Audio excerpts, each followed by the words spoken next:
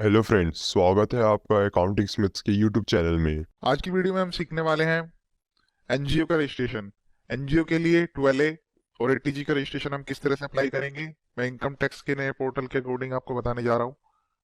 मैं एक चीज क्लियर कर देना चाहता हूँ, यहाँ पर फ्रेश रजिस्ट्रेशन और रिन्यूअल दोनों के लिए जो मैं प्रोसेस बता रहा हूँ वो सेम रहेगा। बस कुछ डिटेल्स ऐसी होंगी जिसमें थोड़ा आपको ध्यान रखना है, वो डिफरेंट ऑप्शन आपको सेलेक्ट करना है। तो सबसे पहले आपको इनकम टैक्स की ऑफिशियल वेबसाइट पर जाना है। नोट कर लीजिए www.incometax.gov.in। और रजिस्ट्रेशन के नेक्स्ट डे, जिस दिन आपने अप्लाई किया उसके नेक्स्ट डे भी आपको सर्टिफिकेट मिल रहे हैं। प्रोविजनल सर्टिफिकेट आपको मिल जाता है जब आपकी एप्लीकेशन सही तरीके से और सही डॉक्यूमेंट्स के साथ फाइल हुई है। तो ये जरूरी है कि आपको वीडियो को देखना, कि आप पूरा वीडियो पहले आराम से देखें और फिर उसके बाद ही अप्लाई करें। अगर फिर भी कोई प्रॉब्लम आती है तो आप मुझे ईमेल कर सकते हैं, कमेंट बॉक्स में कमेंट भी कर सकते हैं, आपकी हेल्प की जाएगी। सबसे पहले लॉगिन कर लीजिए, सिंपल प्रोसेस है। जो भी आपका ट्रस्ट एनजीओ है उसका पैन कार्ड रजिस्टर करते हुए उसका लॉगिन क्रिएट कर लीजिए। लॉगिन क्रिएट करने के बाद नेक्स्ट ऑप्शन क्या आएगा वो मैं आपको बताता हूँ। यहाँ से आपको ई फाइलिंग पर क्लिक करते हुए income tax forms, file income tax forms, यहाँ पर आपको क्लिक करना है।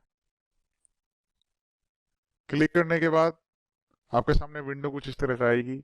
उसमें आपको सेकंड वाले ऑप्शन पर जाना है। पहले पेज पर ये ऑप्शन अवेलेबल नहीं है, फॉर्म 10 हमें फाइल करना है, यहाँ पर आपको क्लिक करना है। फिर इसके बाद आप देखेंगे यहाँ पर tax exemption and relief, application for registration, provisional registration और नए को आपको रिन्यूअल कराना है उसके लिए। हमने फाइल नाउ पर क्लिक करा है। उसके साथ ही मैं आप ईयर सेलेक्ट कर लेता हूँ, असेसमेंट ईयर। रजिस्ट्रेशन मिलेंगे, कौन कौन से वाले रजिस्ट्रेशन मिलेंगे ध्यान से देखिएगा। Application for registration, provisional registration और इंटीमेशन और अप्रूवल और provisional approval under section 12A 1023C 80G और 35। तो सभी इन सारे रजिस्ट्रेशन के लिए कॉमन फॉर्म लाए गए हैं। फॉर्म का नाम है 10A, नई वेबसाइट पर अवेलेबल है और अब ये सक्सेसफुली सबमिट भी हो रहा है। एक चीज ध्यान दीजिएगा, इसको अप्लाई करने से पहले आप इसके प्रोविजन जरूर रीड कीजिएगा। ये सेक्शन के अंडर में रजिस्ट्रेशन लेने जा रहे हैं 12A 1023C 80G या 35। जब तक आपको इनके पर्पज पता नहीं होंगे, इनका रजिस्ट्रेशन क्यों ऑब्टेन कर रहे हैं, आपका रीजन क्या है, तब तक वो पता नहीं होगा एक्ट में क्या लिखा हुआ है, तब तक आप सही तरीके से अप्लाई नहीं कर पाएंगे और आपको रजिस्ट्रेशन मिल भी नहीं पाएगा। क्योंकि पहले आपको ये क्राइटेरिया चेक करना होगा कि आप इसमें कवर्ड होते हैं या नहीं होते हैं।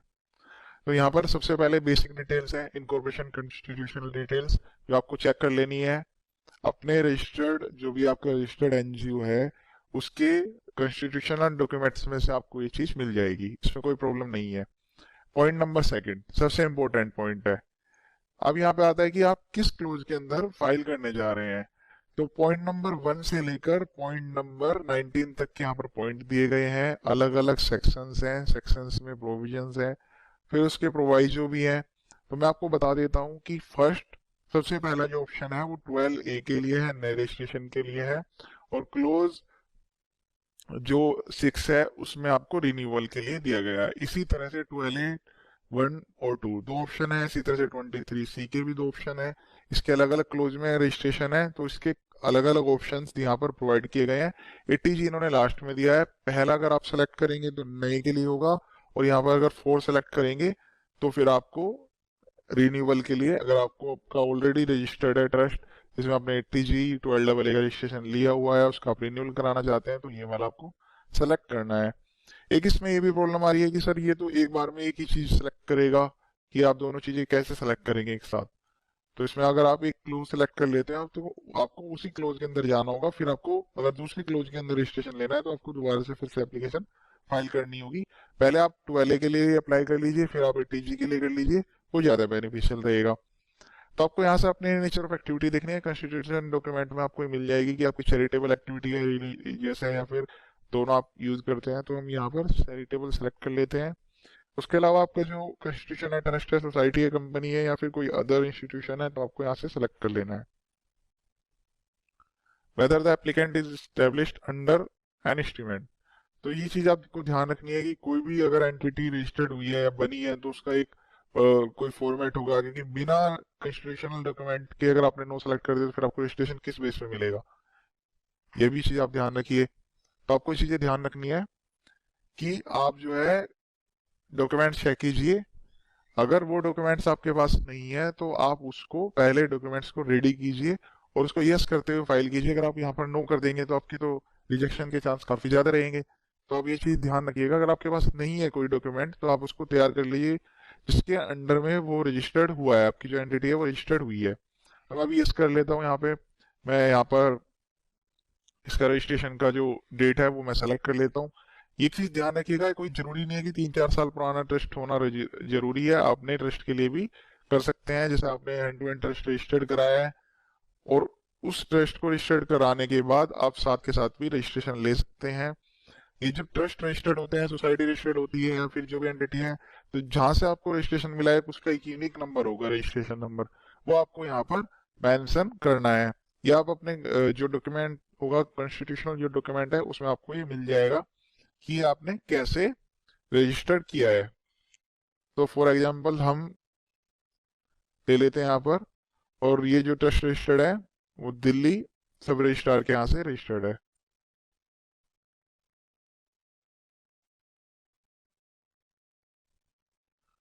तो ये चीजें आपको लिखनी है, आप एंटर कर सकते हैं इसमें, इसलिए नहीं इन्होंने यहाँ पर काफी वाइड रेंज दी है, आप कुछ भी चीजें यहाँ पर लिख सकते हैं, कोई प्रॉब्लम नहीं है। पॉइंट नंबर 5 काफी इंपॉर्टेंट पॉइंट है। ये आप डिसाइड करेगा कि आपका ट्रस्ट कितनी जल्दी रजिस्टर्ड होगा या रिजेक्ट होगा, कि आपकी जो ऑब्जेक्ट है वो किस तरह का है। एक चीज ध्यान रखिएगा, इसमें आपको पर्टिकुलर सेलेक्ट करना है कि ऊपर तो आपने यहाँ पे दे दिया रिलीजियस हुआ या फिर आपको चैरिटेबल हुआ या फिर दोनों एक्टिविटी आप यूज कर रहे हैं, और यहाँ पर आपको पर्टिकुलर वे में जाना होगा कि आप जो है किसी पर्टिकुलर एरिया में जिसमें भी आपका ऑब्जेक्ट है उसके अंडर अगर आप अप्लाई करेंगे तो अप्रूवल के चांस काफी हाई रहेंगे। प्रोविजनल रजिस्ट्रेशन मिलना काफी आसान है, पर फाइनल रजिस्ट्रेशन मिलने में आपको प्रॉब्लम्स आएंगी। अगर आपने यहाँ पर कोई भी उल्टे सीधे चीजें सेलेक्ट कर दी तो फिर आपको दोबारा से एप्लीकेशन ही आपकी रिजेक्ट होगी, फिर दोबारा से आपको टाइम लगेगा, उतना ही टाइम आपको दोबारा से देना होगा। तो आप इसमें केवल वो चीजें सेलेक्ट कीजिएगा जो आप करते हैं, फालतू की चीजें आप इसमें सेलेक्ट मत कीजिएगा। पॉइंट नंबर 6 आता है, ये केवल ट्रस्ट के लिए है कि आपका जो ट्रस्ट है वो इरेवोकेबल है या फिर रेवोकेबल है, बाकी अदर के लिए ये एप्लीकेबल नहीं होता है। तो आप अगर ट्रस्ट के लिए कर रहे हैं तो आप अपनी डीड में चेक कीजिए कि आपने जो ट्रस्ट बनाया है वो इरेवोकेबल है या नहीं है। अगर इरेवोकेबल है तो इसमें पॉइंट आता है कि इरेवोकेबल का केस ये होता है कि ट्रस्ट कभी भी बंद नहीं हो सकता है, वापस नहीं हो सकता है। तो एक क्लोज अगर डली हुई है ट्रस्ट में इरेवोकेबल वाली तो आपको यस करना है, अगर नहीं डली हुई है तो नो करना है। तो ध्यान दीजिएगा क्या क्लोज यहाँ पर डली हुई है तो हम इसको नो कर देते हैं। तो ये चीजें ध्यान रखनी है आपको, अपने ट्रस्ट की डीड में से मिल जाएगी ये चीजें। कंपनी के इसमें तो आप नो ही कर सकते हैं, उसमें तो कोई प्रॉब्लम है ही नहीं इसमें किसी भी तरह की। अब आता है अदर रजिस्ट्रेशन डिटेल्स। तो यहाँ पर आपको ध्यान रखना है कि पॉइंट नंबर 7, 8, 9 ये आपसे कंफर्म कर रहा है कि आपने किसी दूसरे एक्ट में भी या दूसरे प्रोविजंस में भी रजिस्ट्रेशन ले रखा है क्या। और ये पॉइंट नंबर 8 आता है कि आपका जो एप्लीकेशन है क्या वो रिजेक्ट हुआ है, पहले कभी आपने अप्लाई किया हो और वो रिजेक्ट हो गया हो, तो वो भी आपको यहाँ पर ध्यान देना है। तो मैं चीजें क्लियर कर देता हूँ। पॉइंट नंबर 7 में सबसे पहला आता है दर्पण पोर्टल या एफसीआर एक्ट में आपने रजिस्ट्रेशन लिया हुआ है क्या किसी अंदर प्रोविजन में, तो आप इसको सेलेक्ट करिए अपने अकॉर्डिंग। पहले आप जाकर चेक कीजिए, अगर आप यस कर देते हैं तो फिर आपको डिटेल्स यहाँ पर सेलेक्ट करनी होगी, आपने किस अथॉरिटी के अंडर में रजिस्ट्रेशन लिया है, सारी चीजें यहाँ पर आपको दी हुई हैं। रजिस्ट्रेशन का नंबर, डेट, अथॉरिटी, और वो रजिस्ट्रेशन अभी एक्टिव है या नहीं है, तो ये सारी चीजें आपको सेलेक्ट करनी होगी। तो ये आप ध्यान रखिएगा। अगर मैं इसको नो कर देता हूँ तो फिर मुझे कोई डिटेल्स डालने की रिक्वायरमेंट नहीं है। पॉइंट नंबर 8A और 8B ये दोनों काफी इंपॉर्टेंट है। सबसे पहला था कि आपने पहले कोई रजिस्ट्रेशन के लिए अप्लाई किया था क्या और वो रिजेक्ट हो गया था क्या। तो आप उसको, अगर आपको पहले रजिस्ट्रेशन मिला हुआ है, आप रिन्यूअल करने जा रहे हैं तो फिर तो आप नो ही करेंगे, इसमें तो कोई प्रॉब्लम है ही नहीं। पॉइंट नंबर 8 में आता है whether claiming exemption under clause 21 of section 10, कि आप सेक्शन 10 की कोई एग्जम्पशन क्लेम कर रहे हैं तो आप अपने अकॉर्डिंग इसको चेक कीजिए और यस नो सेलेक्ट कर लीजिए।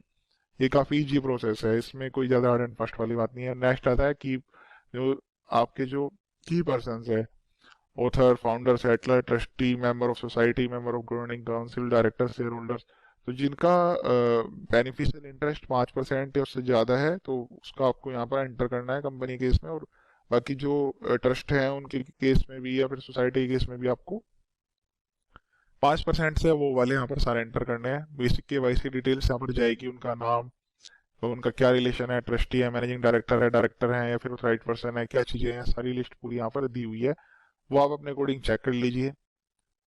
फिर उसके बाद जो भी आप जिस पर्सन के लिए आप जो है की मैनेजर पर्सन जिसको आप बनाना चाह रहे हैं उसके यूनिक आईडी आपको यहाँ पर अटैच करनी होगी, जैसे पैन नंबर, आधार नंबर या पासपोर्ट या वोटर आईडी, जो भी आपके पास अवेलेबल हो उसमें से एक आईडी आपको यहाँ पर सेलेक्ट करनी है और उसका नंबर यहाँ पर आपको देना है। तो ये वाली चीज़ है कि आपको ये चीज़ लिखनी जरूरी है, उनका mobile number, email ID. Basically जो डायरेक्टर्स हैं या फिर जो की पर्सन्स हैं उनकी यहाँ पर डिमांड की जा रही है कि उनसे कांटेक्ट किस तरह से करेंगे, डिपार्टमेंट किस तरह से कांटेक्ट करेगा, उनका address, mobile number, email ID. तो वो चीज़ें यहाँ पर सबमिट कराई जा रही है। जिनका इंटरेस्ट 5% या उससे ज़्यादा हो, केवल उन्हीं के लिए ये चीज़ें आपको यहाँ पर ऐड करनी है, बाकी को आप छोड़ सकते हैं। और ये जैसा मैंने बताया था, इनकी एक आपको लिस्ट तैयार करनी है, उसमें सारी चीज़ें आपको नोट करनी है, नेम, एड्रेस, पैन नंबर और क्या रिलेशन है ट्रस्ट का उनके साथ। तो ये चीज़ें हम ऐड करेंगे। पॉइंट नंबर 9B में क्या है, if in case if any of the person mention above is not an individual the provide details. यहाँ पर अगर इंडिविजुअल केस में तो यहाँ पर इन्होंने दे दिया, पर अगर ऐसा भी हो सकता है ना कि एक ट्रस्ट में अगर दूसरा ट्रस्टी या कोई दूसरी कंपनी वो यहाँ पर उनकी होल्डिंग्स हो, तो उस हिसाब से कि वो 5% से ज्यादा अगर बेनिफिशियल ओनर है तो वो भी आपको यहाँ पर एंटर करने होंगे। जब आप ये पूरा डाटा फीड कर देंगे उसके बाद आपके पास ऑप्शन आ जाएगा। देखिए मैं आपको करके दिखा देता हूँ।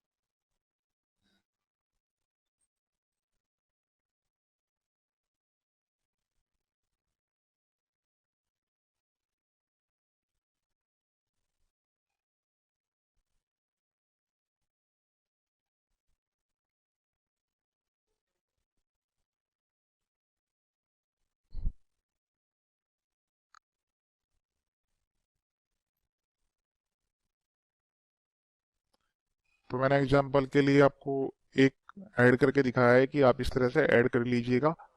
ध्यान दीजिएगा, 5% से ज्यादा जिनका भी बेनिफिशियल इंटरेस्ट है उन सभी डिटेल्स आपको यहाँ पर एंटर करनी ही करनी है।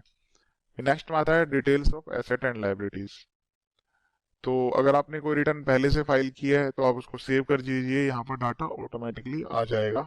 हमारे वाले केस में इसमें क्या है कि हमने पहले से इसमें जो डाटा फीड किया है उसके अकॉर्डिंग यहाँ पर नील वैल्यू ले रहा है।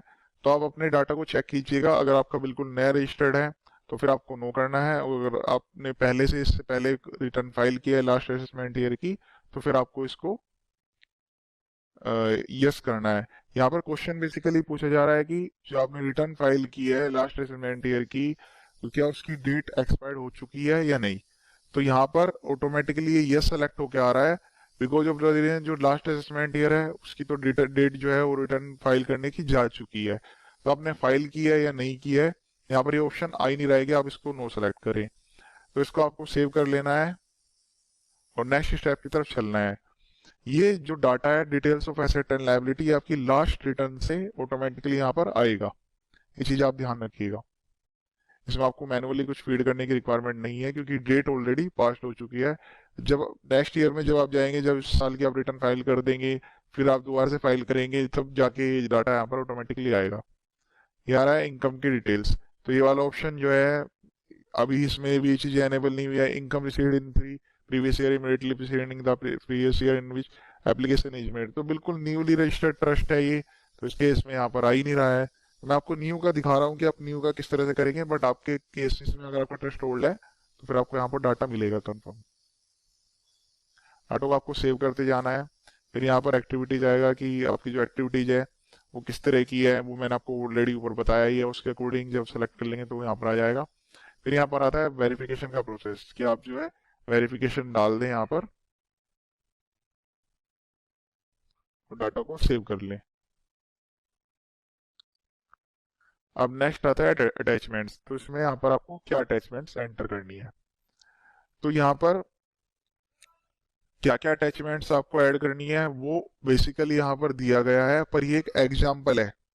आप अगर वो डॉक्यूमेंट्स यहाँ पर अटैच कर देते हैं तो आपको गारंटीड है कि आपको 99% रजिस्ट्रेशन आपको मिल जाएगा। बेसिकली पॉइंट है, मैं आपके सामने एक बार रीड कर देता हूँ सबसे पहले आता है कि 5 MB से ज़्यादा का फाइल नहीं होगा, और जो टोटल अटैचमेंट्स आप लगाएंगे तो 50 MB से ज़्यादा का फाइल यहाँ पर अपलोड ही नहीं होगी। सबसे पहले आता है self certified copy of instrumentation, जिसके थ्रू आपका, जिसके बेस पे ट्रस्ट या एस्टेब्लिशमेंट या इंस्टीट्यूशन एस्टेब्लिश्ड हुआ है, उसकी यहाँ पर सेल्फ सर्टिफाइड कॉपी आपको लगानी है। तो यहाँ पर मैंने आपको ऑप्शन बताया था कि यहाँ पर यस और नो कह रहा है कि वो आपको, कि आपके पास कोई डॉक्यूमेंट्स है नहीं है, तो ये चीज़ें मैंडेटरी है। वहाँ पर लिखा हुआ है कि ये आप इसको नो कर देंगे तो फिर आपका जो है एप्लीकेशन ही आपकी कैंसिल हो जाएगी। तो ये चीज़ें आपको ध्यान रखनी है। नेक्स्ट आता है self certified copy of documents evidencing the creation of trust और इंस्टीट्यूशन। उससे नेक्स्ट आता है self certified copy of registration with ROC।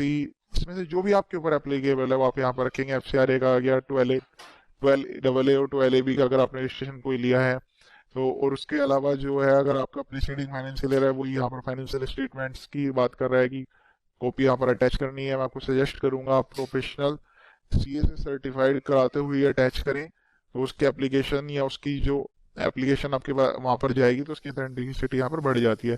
फिर यहाँ पर आता है एनी अदर रिलेटेड डॉक्यूमेंट्स। तो यहाँ पर क्या डॉक्यूमेंट्स अटैच करने हैं मैंने पहले से भी आपको वीडियो में प्रोवाइड किया है, डिटेल डिस्कशन है। मैं लिस्ट आपके साथ शेयर कर दूंगा। एक बार मैं लिस्ट आपको दिखा देता हूँ।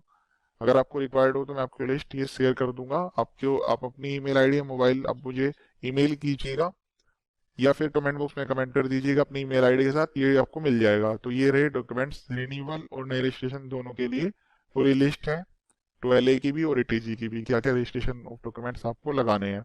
तो ये कंप्लीट प्रोसेस था जिसमें मैंने आपको बता दिया कि आप नए पोर्टल पर अपना रजिस्ट्रेशन किस तरह से कर सकते हैं। आप इस रजिस्ट्रेशन को करेंगे, अगर सही तरीके से आपने अप्लाई किया है तो आपको नेक्स्ट डे में भी सर्टिफिकेट मिल सकता है। इसका टाइम लिमिट होता है 1 मंथ से लेकर 3 मंथ्स के अंदर अंदर आपको प्रोविजनल सर्टिफिकेट मिल जाएगा। फिर जब आप अपनी एक्टिविटी स्टार्ट कर देंगे तो एक्टिविटी स्टार्ट करने के 1 मंथ या फिर 6 मंथ, दोनों में से जो भी अर्लियर होगा उसके अंदर अंदर आपको फाइनल रजिस्ट्रेशन के लिए अप्लाई करना है। वो भी सब कुछ ऑनलाइन होना है। कहीं डिपार्टमेंट किसी भी तरह से कोई विजिट करने की रिक्वायरमेंट नहीं है, बिल्कुल फेसलेस है ही। आप ऑनलाइन डॉक्यूमेंट्स अटैच कीजिए और आपका अप्रूवल हो जाएगा। आपको सर्टिफिकेट आपकी ईमेल पर भी मिल जाएगा और आप यहाँ से भी आप इसको डाउनलोड कर पाएंगे। तो ये था कंप्लीट वीडियो नए पोर्टल पर। आप वीडियो को ज़्यादा से ज़्यादा शेयर कीजिए और मेरे चैनल को सब्सक्राइब कर लीजिए ताकि आपको इसी तरह से लेटेस्ट अपडेट्स मिलती रहें। वीडियो देखने के लिए थैंक यू सो मच।